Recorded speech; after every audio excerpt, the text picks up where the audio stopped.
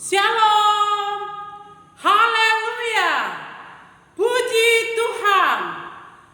Bapak, Ibu, dan saudara-saudara, selamat berjumpa dengan saya, Pendeta Minaria Purba. Sebelum kita mendengarkan firman Tuhan, kita berdoa. Bapa di surga, Allah kami, terima kasih waktu yang indah kami dapat memperdengarkan firman Tuhan. Urapi hamba-Mu dengan kuasa Roh-Mu ya Bapa, supaya hamba-Mu dapat menyampaikan kebenaran firman Tuhan seturut dengan kehendak Tuhan. Biarlah jemaat Tuhan yang mendengarkan firman Tuhan, Tuhan urapi, sehingga kami yang memperdengarkan dan mendengarkan firman Allah diberkati di dalam nama Tuhan Yesus.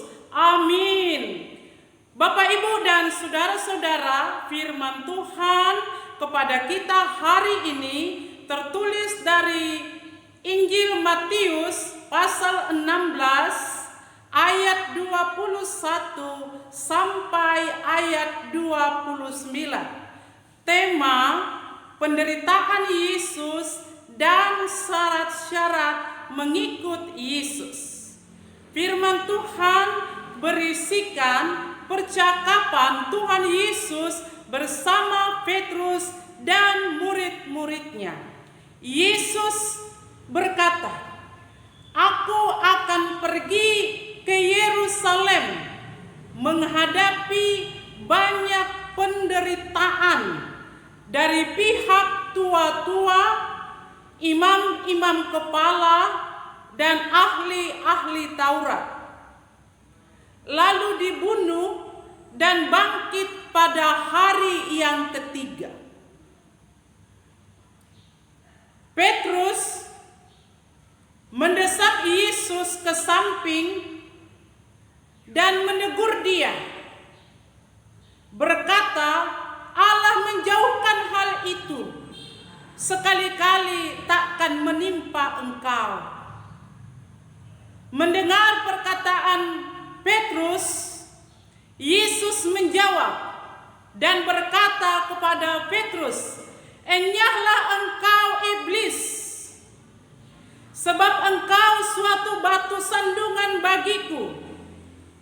Engkau tidak memikirkan apa yang dipikirkan Allah, tetapi engkau berpikir apa yang dipikirkan oleh manusia." Lalu Yesus berkata kepada murid-muridnya, "Barang siapa mau mengikut aku, ia harus menyangkal dirinya, memikul salibnya, dan mengikut aku. Barang siapa mau menyelamatkan dirinya, ia akan kehilangan nyawanya. Dan barang siapa kehilangan nyawanya karena aku, ia akan memperolehnya." Apa artinya dia memperoleh seluruh dunia ini, tetapi dia kehilangan nyawanya? Apakah menggantikannya? Karena pada suatu saat anak manusia akan datang di dalam kemuliaannya bersama dengan malaikat-malaikatnya. Dia akan memperoleh seluruhnya sesuai dengan perbuatan-perbuatannya. Itulah isi dari Injil Matius 16 ayat 21 sampai ayat 29 dengan tema penderitaan Yesus dan syarat-syarat mengikut Tuhan Yesus Kristus. Bapak, Ibu, dan saudara-saudara, ada 3 pertanyaan.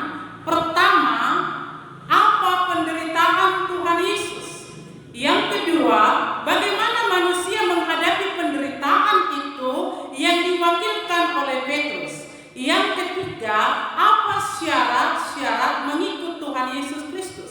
Dari ketiga pertanyaan tersebut, kita mendapat jawaban bahwa Yesus datang ke dunia ini, dia dibunuh, dia bangkit, adalah untuk menyelamatkan manusia, saudara dan saya, dari berbagai dosa. Sehingga dengan keselamatan yang diberikan oleh Allah, kelak dalam kemuliaan Allah kita mendapatkan di sorga bersama-sama dengan Tuhan Allah. Bapak, Ibu, dan saudara-saudara, sebenarnya apa penderitaan Tuhan Yesus? Penderitaan Tuhan Yesus adalah dia ditolak oleh pihak tua-tua, imam-imam kepala, dan ahli-ahli Taurat. Yesus Kristus diadili. Yesus Kristus disalibkan di atas bukit Golgota. Yesus Kristus juga dibunuh dan Yesus Kristus juga dikuburkan. Itulah penderitaan Tuhan Yesus. Lalu bagaimana manusia menghadapi penderitaan itu yang diwakili oleh Petrus? Sebaiknya penderitaan itu jangan terjadi dan tidak pernah terjadi. Karena manusia mengharapkan Yesus itu datang sebagai pembebas, sebagai raja politik. Ternyata Yesus itu datang sebagai raja damai, pendamai dan pengampun, mengampuni 70 kali 7 kali yang tidak ada batasannya, terus menerus mengampuni. Lalu menurut Yesus bagaimana sebenarnya yang layak menjadi murid Tuhan Yesus itu?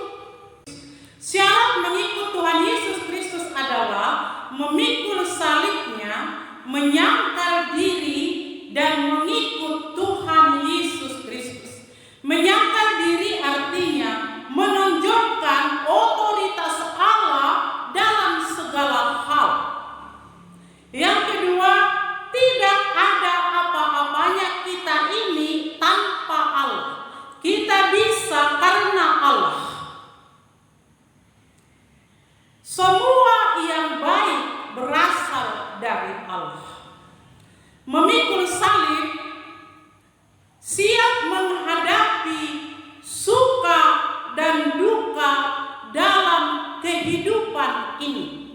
Yang namanya salib itu pasti berat. Tetapi salib itu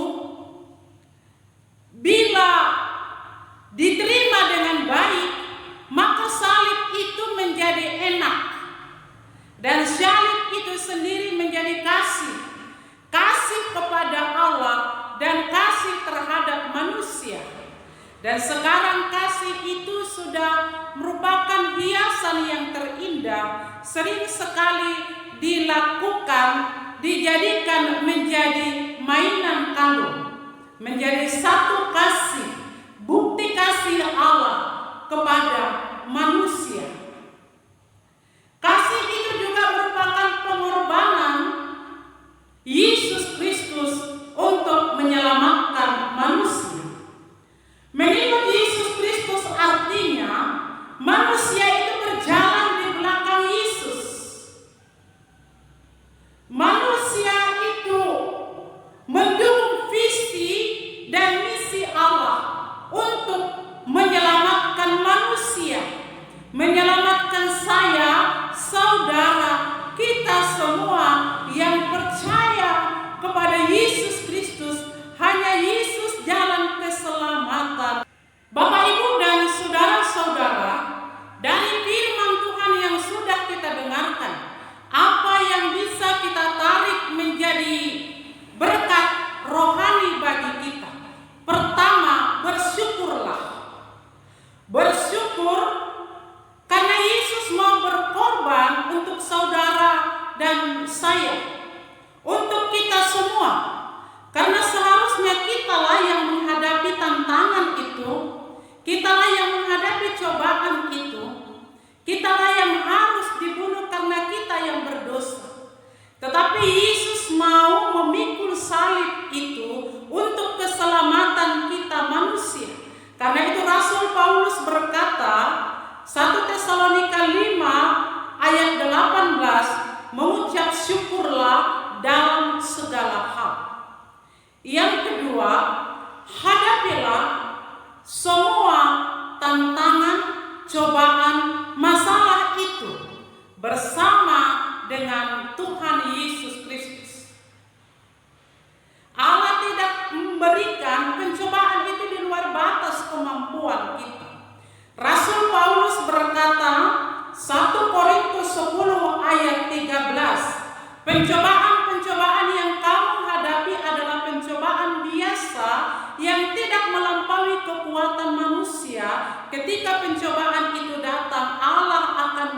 memberikan solusi atau jalan keluar. Terakhir, jadilah menjadi murid, pengikut, atau jemaat yang baik, jemaat yang bermisi, jemaat yang melakukan amanat agung Tuhan Yesus Kristus.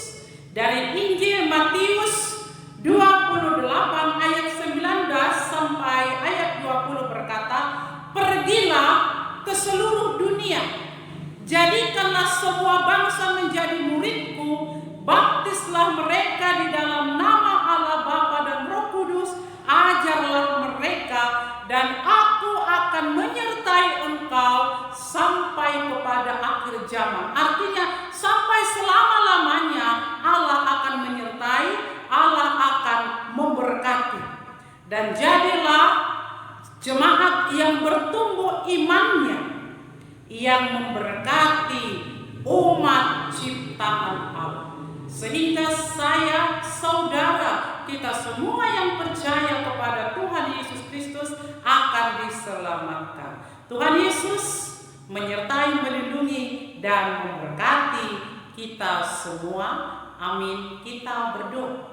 Bapa di surga, terima kasih firman Tuhan yang sudah kami dengarkan. Biarlah firman Tuhan memberkati kami semua di dalam nama Tuhan Yesus Kristus. Amin. Bapak, Ibu, dan saudara-saudara, jika Bapak Ibu merasa diberkati oleh firman Tuhan dan layak untuk dibagikan, silakan bagikan, subscribe, like, dan tinggalkan komen di kolom yang tersedia supaya kami dapat belajar untuk kemajuan konten kita di hari-hari mendatang. Terima kasih, Tuhan memberkati.